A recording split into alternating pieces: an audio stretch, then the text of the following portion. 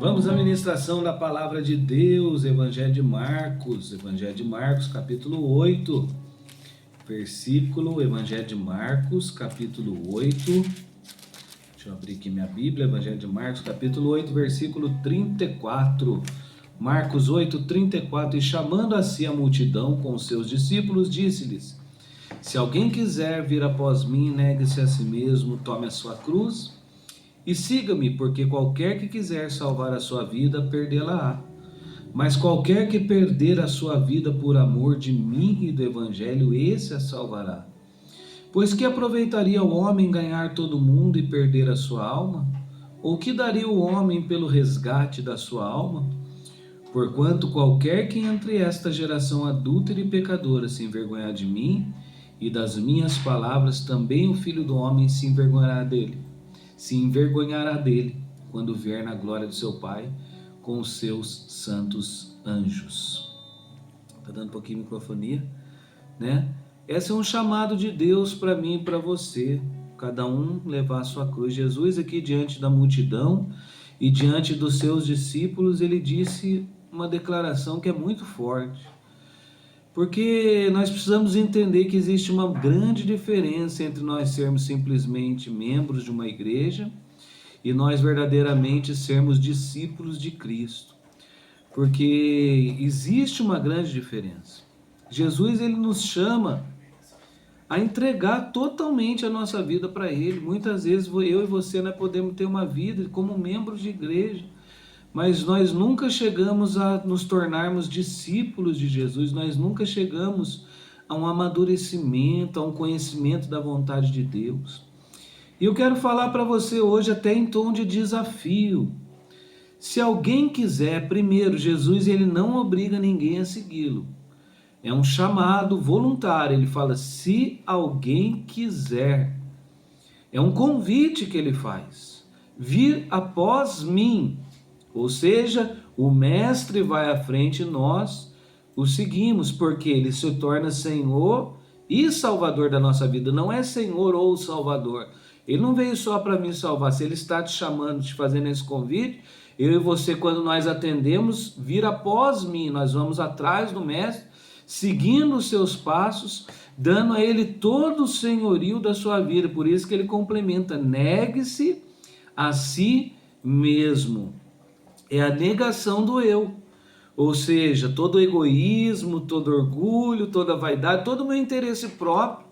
Eu abandono tudo isso para fazer a vontade daquele que me chamou, para fazer a vontade daquele que está me convidando. Se alguém quiser vir após mim, negue-se a si mesmo. A partir de então, quem vai dirigir a minha vida, quem vai dirigir os meus passos é o Senhor. E como eu vou me pautar?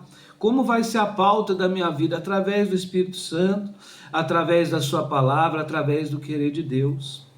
Tome a sua cruz, ou seja, sofre as aflições comigo, porque a gente sabe que o chamado a seguir Jesus não é um chamado confortável, não é um chamado ao conforto, ao bel prazer, não. Nós vamos ter que renunciar a muitas coisas, principalmente o pecado.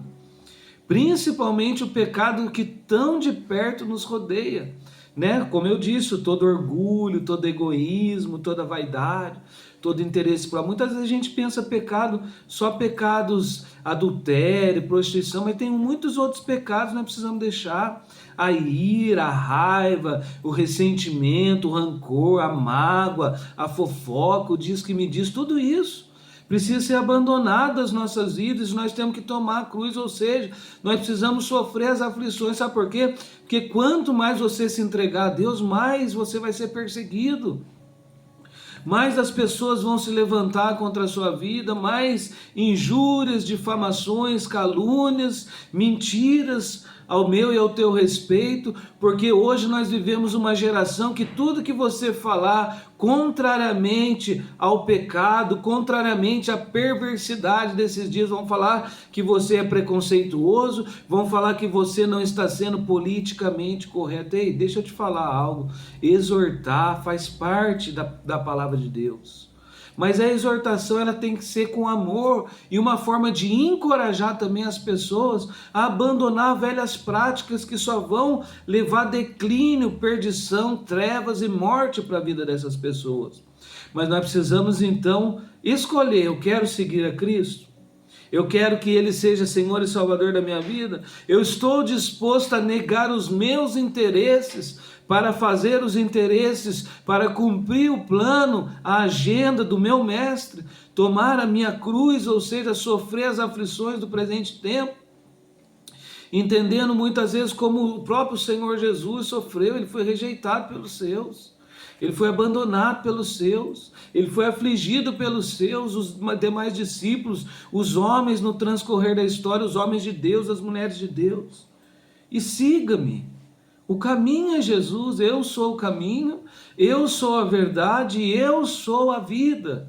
Eu sou o caminho. Eu fico pensando nesses dias em que nós estamos vivendo isolamento social, pandemia, toda essa dificuldade. E eu fico me lembrando daquela declaração de Paulo que diz assim: para mim, o morrer é lucro e o viver é Cristo. Olha só o propósito da vida de Paulo. Olha só o significado da vida de Paulo. Viver é Cristo. Quando eu e você ressignificarmos a nossa vida e verdadeiramente vivermos Cristo, habitando pela fé no nosso coração, pudermos declarar como Paulo: já não sou eu quem vivo, mas é Cristo que vive em mim, aí eu acredito que nós estaremos vivendo o propósito de Deus para as nossas vidas. O propósito de Deus para a vida do cristão é Cristo vivendo em mim, é eu seguindo a Ele dirigindo os meus passos, Ele dirigindo os meus pensamentos, Ele dirigindo o curso da minha vida. Porque no versículo 35 Jesus é muito claro: porque qualquer que quiser salvar a sua vida, perdê-la-á, mas qualquer que perder a sua vida por amor de mim e do Evangelho, esse a salvará. Perder a vida por amor de Cristo e do Evangelho, esse a salvará. É deixar Cristo reinar, é deixar Ele me conduzir. A minha vontade não, a vontade dEle. Por isso que a oração do Pai Nosso, Mestre, ensina-nos a orar: Senhor, seja feita a Tua vontade e não a minha. Aí Jesus faz duas perguntas que vão inquietar a minha e a tua alma, mas vão também abrir a nossa visão para aquilo que Deus quer fazer. Pois que aproveitaria o homem ganhar todo mundo e perder a sua alma? Ou o que daria o homem pelo resgate da sua alma? E eu pergunto para você então: quanto vale a sua alma? Quanto vale a sua alma? Pois o que aproveitaria o homem ganhar todo mundo e perder a sua vida? Você já pensou? Chegar no último dia da nossa vida, o Senhor falar assim: aparte de mim que eu não te conheço. Aparte de mim, você que pratica iniquidade. Senhor, mas não foi em teu nome que profetizamos, não foi em teu nome que expulsamos demônio, eu não te conheço. Então eu quero falar algo para você: eu e você precisamos ser conhecidos de Deus, e Deus precisa nos conhecer profundamente. Nós precisamos hoje parar de sermos tão somente membros de uma denominação e nos tornarmos discípulos de Cristo, do qual é o Senhor quem conduz a minha mente, o meu coração, os meus passos, é o Senhor quem dirige as minhas vontades. Porque o que você daria pelo resgate da sua alma? O que eu daria pelo resgate da minha alma? O que nós daríamos pelo resgate da nossa alma? E Cristo nos resgatou do império das trevas, Ele nos comprou por um alto preço. Não é porque a salvação é um dom gratuito de Deus que nós vamos transformar essa graça numa graça barata, não. Existe um preço a ser pensado, o custo do discipulado. Jesus, ele chamou a multidão, chamou os discípulos e disse: se você quiser vir após mim, negue-se a si mesmo, tome a sua cruz e me siga. Negação do eu, negação da minha vontade para fazer a vontade dele. Tomar a cruz, sofrer as aflições do presente século e segui-lo. Ele vai dirigir a minha vida.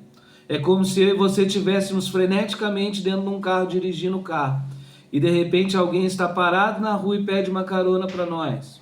Você é um Uber de Jesus, vamos deixar mais claro aqui.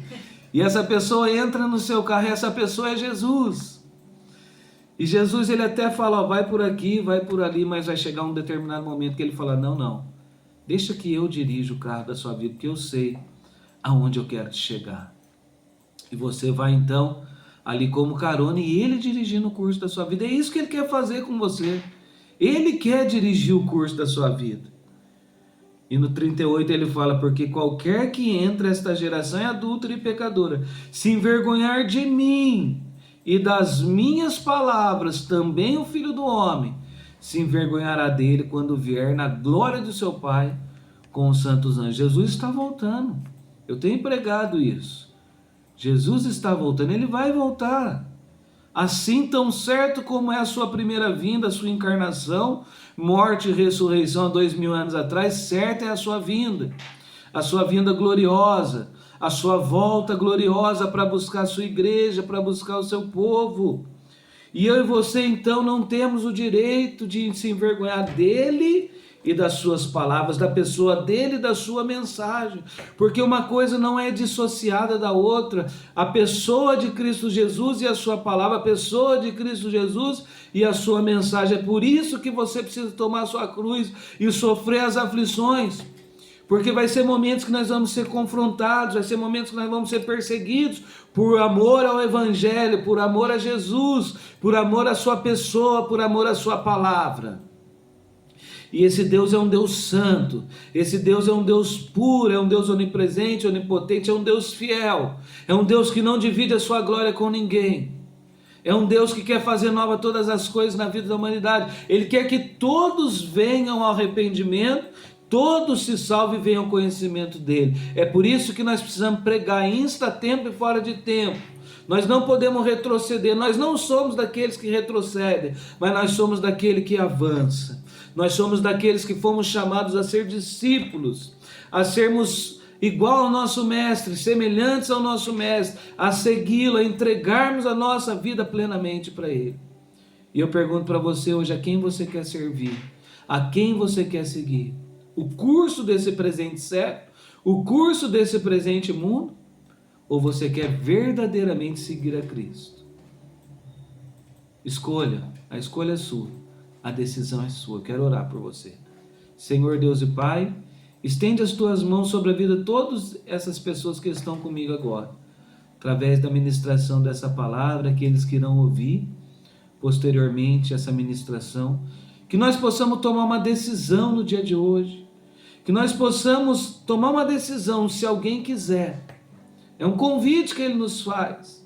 Senhor, venha compungir os nossos corações, para que possamos nos arrepender dos nossos pecados, mudar a nossa mentalidade, mudar a direção da nossa vida e que nós possamos te seguir como discípulos autênticos e genuínos, em nome de Jesus. Amém. E graças a Deus. Jesus, aquele